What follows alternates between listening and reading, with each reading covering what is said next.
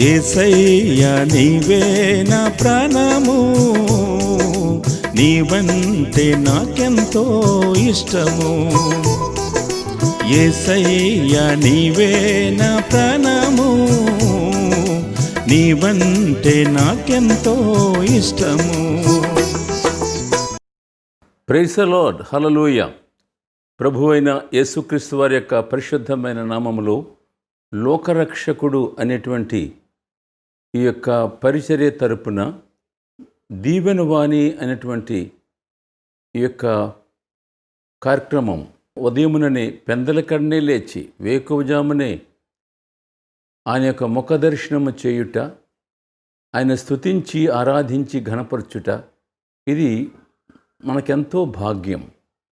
అంత మాత్రమే కాదు, ఆయన సన్నిధిలో ప్రార్థించడం ద్వారా, వాక్యాన్ని ధ్యానించడం ద్వారా మనము, మన కుటుంబము, మన బిడ్డలు, అలాగే ఆరోగ్య విషయంలో, ఆత్మీయంగా, ఆర్థిక విషయాలలో, అంత మాత్రమే కాదు, పైకి వెళ్ళినప్పుడు, లోనికి వచ్చినప్పుడు ఆయన కాపుదల, ఆయన భద్రత మన చుట్టూ ఉంచుతారు.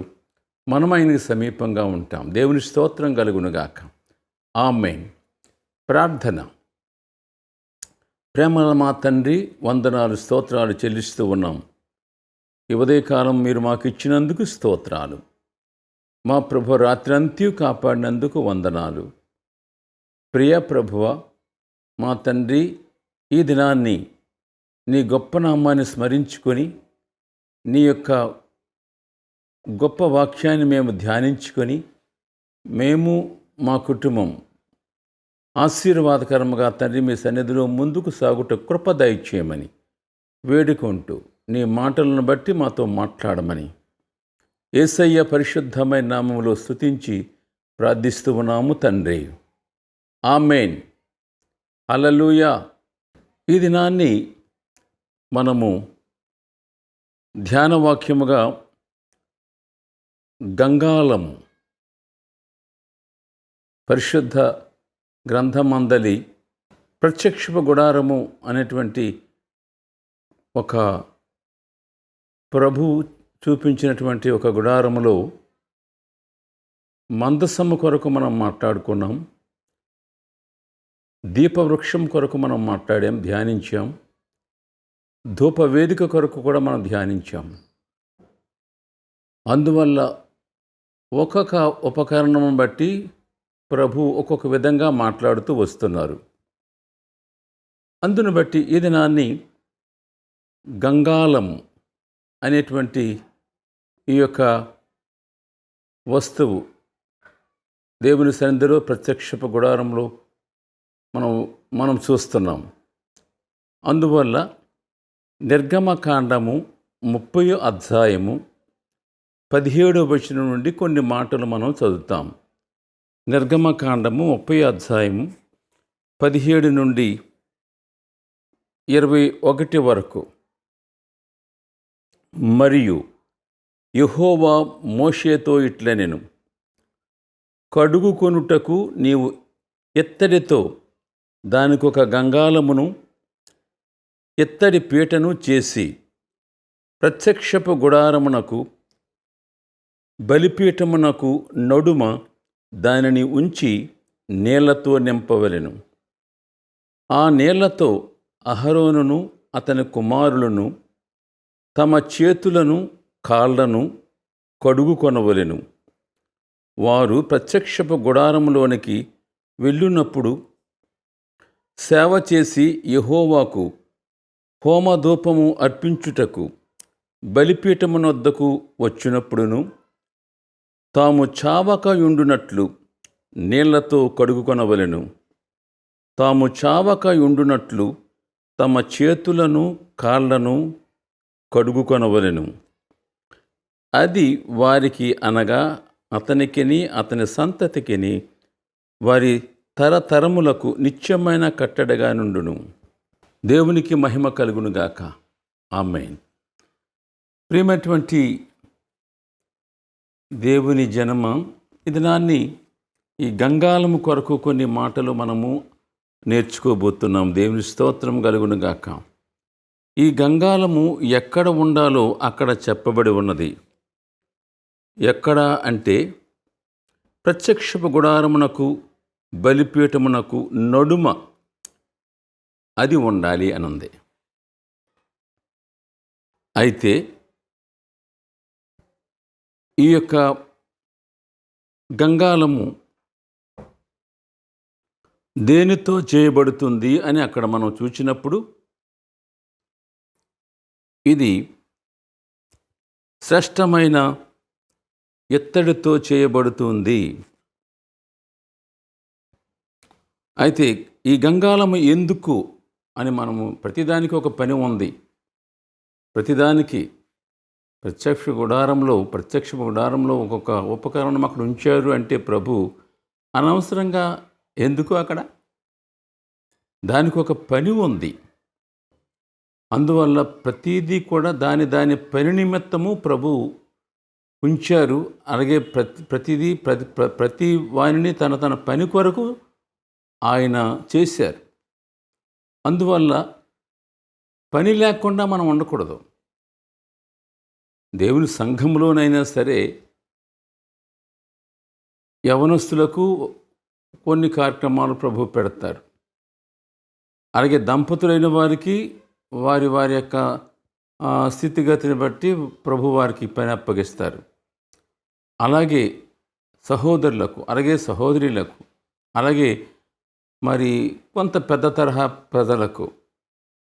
అందువల్ల ఎవరు చేయాల్సిన పని వారు దేవుని యొక్క సన్నిధిలో అనగా దైవరాజ్యాన్ని కట్టడానికి మనము ప్రతి వారు పని కలిగి ఉండాలి.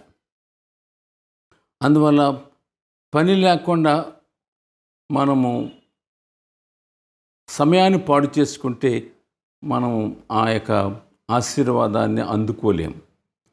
అందువల్ల మనం నష్టపోతాం. అందువల్ల ప్రియులారా గమనించండి, ఈ యొక్క గంగాళము దాని పని కొరకు మరి దేవుని సన్నిధిలో ప్రత్యక్ష గుడారంలో వాడబడుతూ ఉన్నది అని మనం గమనిస్తున్నాం. అందువల్ల ఇది ఎందుకు అక్కడ ప్రభు పెట్టారు అంటే అది నీళ్లతో నింపబడి దాని కొరకు నియమించిన పని అది చేయటానికి. అది ఉండడం మాత్రమే కాదు, నీళ్లతో నింపబడి ఉండాలి. చూడండి, ఆ నీళ్ళు ఎందుకు అని అంటే మరి సేవ చేసినటువంటి యాజకులు చేతులు కాళ్ళు కడుగుకొనుటకు ఆ నీళ్ళు ఉపయోగపడతాయి. ఆ నీళ్లు మరి అక్కడ దొరకాలి అంటే ఆ యొక్క గంగాళము అక్కడ ఉండాలి. ఉట్టి గంగాళం ఉంటే కుదరదు. ఏం ఉపయోగం? ఆకారం ఉంది, అలంకరణ ఉంది, కానీ ఉపయోగం లేదు. మనము కూడా దేవుని సన్నిధిలో ఏదో పని కొరకు పనికి రావాలి. పనికి వచ్చేటువంటి పనిముట్లుగా ప్రభు సేవ కొరకు మనం ఉండాలి. లేకపోతే నిరుపయోగం. గంగాళము అక్కడ ఉంది. ఆ గంగాళం ఉంటే అలంకరణకు కాదు. అలంకరణకు ఎందుకు? పనికిరానిది. పనికిరాని తీగలను తీసి పారవేయమన్నాడు. అందును బట్టి గంగాళము దేనికి నిర్దేశింపబడింది అంటే అందులో నీరు ఉండాలి. ఆ నీరుని దాన్ని హోల్డ్ చేయాలి. ఆ నీరు అందులో ఉన్నప్పుడు ఆ నీటిని అది మొయ్యాలి. ఎందుకు అనంటే అది మరి అందులో సేవలు అందించేటువంటి ఆ యాజకునకు అది ఉపయోగం. చేతులు కాళ్ళు కడుగుకోవటానికి. అందువల్ల ఆ విధముగా ఆ గంగాళము సేవలో సహకరిస్తుంది అని మనము ఆధ్యాత్మికంగా మనము కూడా అలా పనికి రావాలి అని నేర్చుకుంటున్నాము. దేవుని స్తోత్రం కలుగునుగాక. అందువల్ల మనం గమనించేది ఏమి అంటే అక్కడ ఒక మాట ఉందా చదివాము, తాము చావక యుండునట్లు అని మాట ఉంది అక్కడ. తాము చావక యుండునట్లు అంటే అందులో పనిచేసేటువంటి సేవలు అందించేటువంటి యాజకులు వారు చేతులు కాళ్ళు అవసరతను బట్టి కడుక్కోవాలి, శుద్ధి కావాలి, కడగబడాలి. లేకపోతే వారు చనిపోతారు అని అక్కడ వాక్యం చెప్తుంది. తాము చావకయుండునట్లు. ఎంత ప్రమాదమో చూడండి. అందువల్ల వారికి వారు శుద్ధులుగా ఉంటుండాలి. ఎక్కడ వారికి చెడుగు ఉండడానికి వీల్లేదు, లేకపోతే మురికి ఎక్కడ ఉండడానికి వీల్లేదు. తాము శుద్ధులుగా భద్రపరచుకోవాలి, కడుగుకోవాలి చేతులు కాళ్ళు. అందువల్ల తాము చావకయుండునట్లు, అదొక హెచ్చరిక. నువ్వు చావకుండా ఉండాలి అంటే కడుక్కోవాలి. అందువల్ల చేతులు కాళ్ళు కడుగుకోవలెను, చావకయుండునట్లు అని ఉంది. ఆ గంగాళమునకు వాడేటువంటి మెటీరియల్ ఏమి అని అంటే, ద్వారము దగ్గర సేవింపవచ్చిన సేవకురాండ్రు దగ్గర అద్దములతో ఎత్తడి గంగాళమును ఎత్తడి పీఠమును చేయాలి అని అన్నది. నిర్గమ 38:8 ఆ మాట మనం చూస్తాం. అందువల్ల సేవ చేయడానికి వచ్చినటువంటి సేవకురాండ్రు దగ్గర అద్దములతో ఆ గంగాళమును అలాగే ఆ పీటను చేయాలి అని అక్కడ వాక్యం సెలవిస్తుంది. అద్దం ఏంటంటే, అద్దంలో మనం ముఖం చూసుకోవడానికి, ముఖం మీద ఏటుంది, మచ్చలేమున్నాయి, డాగులేమున్నాయి, మనకు అద్దంలో చూస్తే కనపడుతుంది. అందువల్ల గంగాళం దగ్గరికి వెళ్ళేటప్పటికి మన ముఖం ఏమిటో మనకు తెలుస్తుంది. మనం ఎలాగుంది, ఎక్కడ మైలు ఉంది, ఎక్కడ డాగ్ ఉంది కనిపిస్తుంది. అలాగే తేటైన నీటిలో కూడా మన ముఖం చూసుకోవడానికి అవకాశం ఉంటుంది. గంగాళము మరి అందులో ఉంచబడిన నీటి ద్వారా కూడా మనకు ఎక్కడ ఏ మైలు ఉందో చూసుకోవచ్చు. అద్దమును బట్టి కూడా మనం చూసుకోవచ్చు. దేవునికి స్తోత్రం కలుగును గాక. అందువల్ల అది మనకు కడుగుకోవటానికి ఉపయోగపడుతుంది. మరి ఈ గంగాళమునకు ప్రత్యేకమైనటువంటి కొలతలేమీ చెప్పబడలేదు వాక్యములో.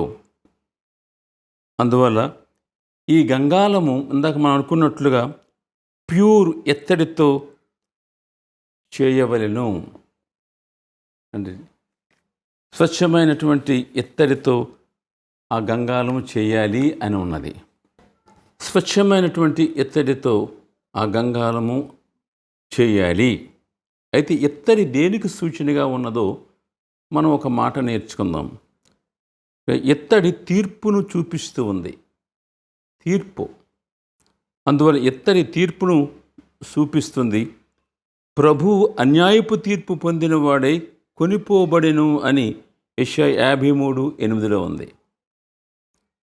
ఆ గంగాళం దేని సూచనగా ఉంది? ప్రభువునకు సూచనగా ఉంది.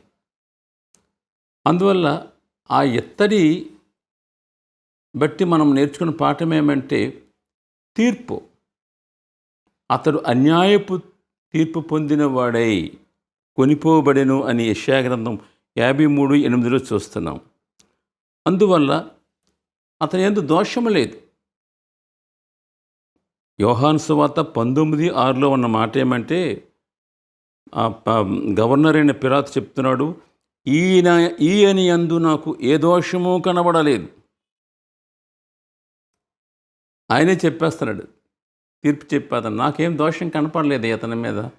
ఏమని అతనికి శిక్ష విధించమంటారు? ఏ విధముగా చూచినా, ఏ యాంగిల్లో చూచినా అతను నిర్దోషిగా కనిపిస్తున్నాడు.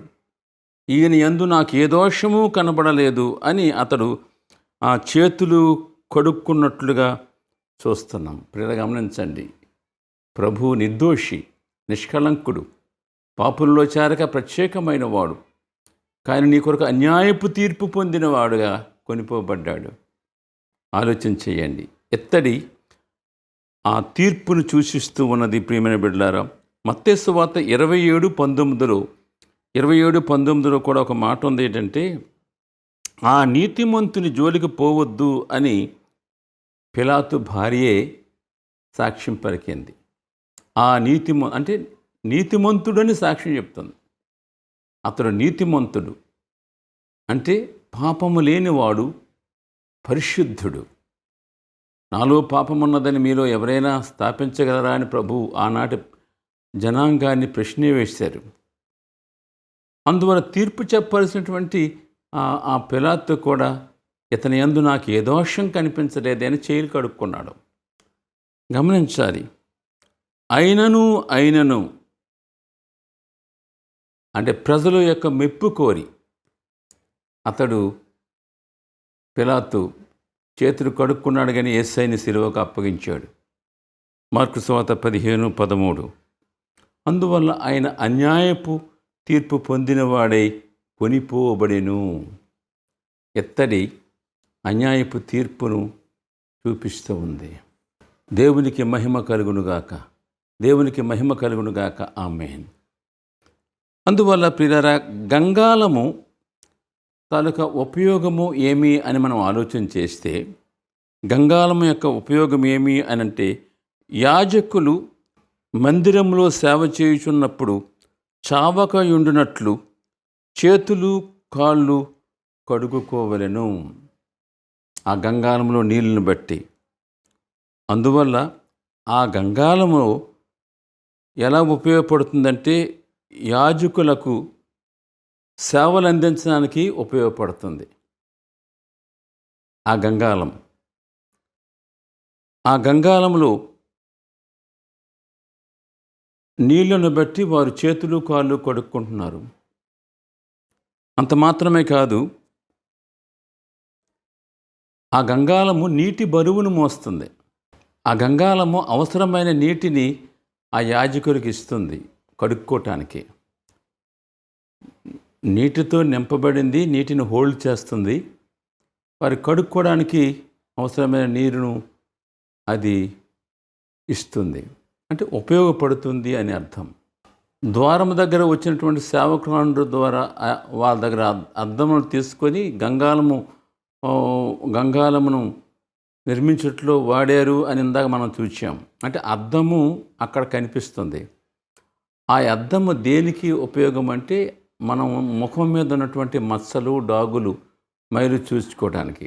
అంటే దాని అర్థం ముఖం చూసుకోవడానికని కాదు, అంటే మన హృదయంలో దేవునికి అసహ్యమైనటువంటి మరి ఏదైనా దోషం ఉంటే మనం దాన్ని సరిచేసుకోవటానికి, కడుక్కోవటానికి, తీసివేయటానికి అది ఉపయోగిస్తుంది అని మనం గుర్తిస్తున్నాం. ఆ ప్రత్యక్ష గుడారంలో సేవలు అందించేవారు సేవకులు అంటే యాజకులు. అయితే ఇప్పుడు యాజకులు ఎవరు అని మనం ఆలోచన చేస్తే, రక్షింపబడిన విశ్వాసులే యాజకులుగా, మీరు రాజులైన యాజక సమూహము అని ఒక చోట రాయబడి ఉన్నది. అందువల్ల వారే, రక్షింపబడిన విశ్వాసులే యాజకులుగా ప్రభు యొక్క సన్నిధిలో, ఆయన మందిరములో, ఆయన సేవలో వాడబడుతున్నారు. స్నానం ఎన్నిసార్లు చేయాలంటే ఒక్కసారే స్నానం. అయితే స్నానము రక్షణకు పోలికగా ఉన్నది. వాక్యమనే నీటి చేత ఉదక స్నానము ద్వారా మనము మరి కడుగబడాలి అని ఎఫెసీ రాసిన పత్రిక 5:27లో మనం చూస్తున్నాం. అంటే వాక్యము ద్వారా, నీటి ద్వారా కడగబడము అనేది కరెక్టే. కానీ ఇప్పుడు మనము నీవే యాజకుడు, ప్రభువుని అంగీకరించి రక్షణ పొంది బాప్తిజమైన సాక్ష్యం పొంది ఆ వ్యక్తిగా ఉంటే వాక్యము చేత నువ్వు కడగబడాలి. దినదినము ఉదక స్నానము చేయబడాలి. దినదినము కడగాలి. ఎక్కడ బలహీనత ఉందో, ఎక్కడ మైలు ఉంది, ఎక్కడ డాగు ఉంది, ఎక్కడ పడిపోయావు, ఎక్కడ చెడిపోయావు, ఎక్కడ తప్పిపోయావు, ఏ విధముగా నీవు ప్రభువునకు మరి దూరం అవుతున్నావు, ఆత్మీయంగా బలహీనమైపోయావు.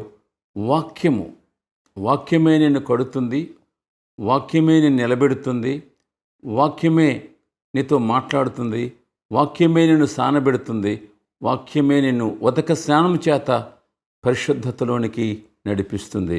దేవునికి మహిమ కలుగునుగాక. ఆమేన్. అయితే అర్థం చేసుకోవడానికి వీలుగా ఇక్కడ బలిపీఠము దగ్గరికి ఒక పాపి వస్తే అతనికి రక్షణ దొరుకుతుంది. బలిపీఠము దగ్గర ప్రభు మన కొరకు బలి అయిపోయాడు. గంగాళము దగ్గరికి ఒక విశ్వాసి, అంటే కడగబడాలి అని అక్కడ చెప్పబడుతుంది కాబట్టి, ఒక విశ్వాసైనడు బలహీన అయితే వాడు కడగబడాలి. అంటే వాక్యం చేత ఉదక స్నానం చేయబడితే వాడు బలపడతాడు, ఆ యొక్క చెడుగు నుండి విడుదల పొందుతాడు. రక్తము ప్రాయశ్చిత్తమున కొరకు సూచనగా ఉంది. నీరు కడుగుబడ్డానికి అక్కడ పనికొస్తుండగా మనం చూస్తున్నాం. అందువల్ల ప్రభు నీటి ద్వారా, రక్తము ద్వారా ఈ లోకమునకు వచ్చినటువంటి వ్యక్తిగా మనం చూస్తున్నాం. దేవునికి మహిమ కలుగునుగాక. ఆమేన్. కడుగబడుట అనేది ఇక్కడ ప్రాముఖ్యమైనటువంటి విషయంగా ఉన్నది. ఎందుకు అనంటే యోహాను 13:8 నేను నిన్ను కడుగని ఎడల నాతో నీకు పాలు లేదు. గంగాళంలో ఉన్న నీరు యాజకుడు కడుగుబడ్డానికి, చేతులు కాళ్ళు కడుక్కోవడానికి ఉపయోగపడుతుంది. అది అంటే కడగబడుట అనేది దేవుని యొక్క సన్నిధిలో అవసరం. నువ్వు కడగబడాలి. ఎందుకు అనంటే నేను నిన్ను కడుగని ఎడల నాతో నీకు పాలు లేదు అని మనం పేతురుతో ప్రభు చెప్పినట్టుగా మనం చూస్తున్నాం. అందువల్ల సామెతలు 30:12 ఒక మాట ఉంది. ఏమంటే తమ దృష్టికి తాము శుద్ధులై మాలిన్యం నుండి కడుగబడని తరము కలదు. కొంతమంది నేమేం భక్తిపరులం, మాలాంటి భక్తి ఇంకెవరు లేదు, ఇదే దారి మంచిది, ఈ విధంగా వెడితేనే మేము ఆ వైకుంఠానికి వెళ్ళిపోతాం అనుకుంటారు. వారికి వారే గొప్ప, వారికి వారే పరిశుద్ధులు. అందువల్ల వారి కొరకు చెప్పబడిన మాట ఏమంటే సామెతలు 30:12 తమ దృష్టికి తాము శుద్ధులై మాలిన్యం నుండి కడుగబడని తరము కలదు. అందువల్ల నువ్వు ఎక్కడున్నావో, ఒక నిన్ను మోసగించుకుంటున్నావేమో, పాపంలో ఉండి మరి పరిశుద్ధుని అనుకుంటున్నావేమో, నువ్వు కడగబడాలి. ప్రభు చెప్తున్నాడు యెషయా గ్రంథం 1:16 కడుగుకొనుడి, ఏమట మిమ్మును కడుగుకొనుడి, శుద్ధి చేసుకొనుడి, మీ దుష్క్రియలు నాకు కనబడకుండానట్లు వాటిని తొలగింపుడి. అందులో కడుక్కోవాలి, కడుక్కోవలసిన పని ఉన్నది అని ప్రభు మాట్లాడుతున్నాడు. దాని ముగింపులోకి మనం వస్తున్నాం. కాబట్టి ప్రియమైన బిడ్డలారా, ఈ యొక్క గంగాలను బట్టి మనము ఆధ్యాత్మికంగా మనము పాపము నుండి కడుగబడాలి. కడుగబడితేనే తప్ప, అనగా రక్షణ పొందితేనే తప్ప, రక్షణ పొంది మరి బాప్టిజం అనే సాక్ష్యము పొందితేనే తప్ప నీవు నూతన జన్మ అనుభూతిలోకి రాలేవు, దేవుని యొక్క సాన్నిధ్యానికి వెళ్ళలేవు.